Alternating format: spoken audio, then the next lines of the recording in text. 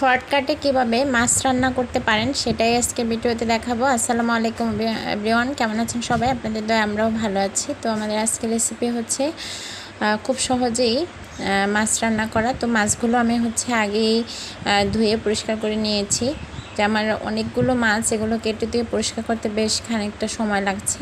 তাই আমি সহজে কিভাবে দুপুরে রান্নাটা করব সেটাই আপনাদের সাথে শেয়ার করতেছি। তো মাছগুলো আমি ফ্রোজেন করে রেখে কিছু মাছ রেখে দিয়েছি।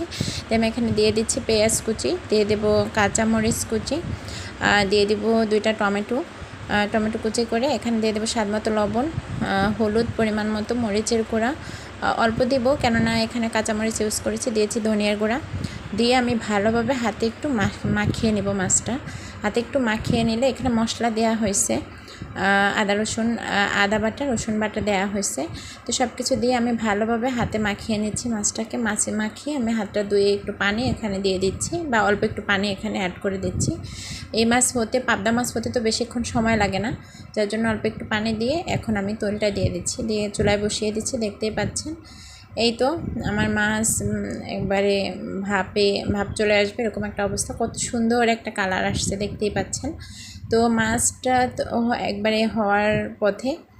আপনারা আসলে যখন অনেক কাজ হাতে থাকে তখন সহজেই এই মাছ রান্নাটা করে নিতে পারবেন। এটা খেতেও খুবই মানে মজা, লোভনীয়। এখানে একটু ধনিয়া পাতা দিতে পারেন, কিন্তু আমার কাছে নেই। ভালো থাকবেন, আসসালামু আলাইকুম।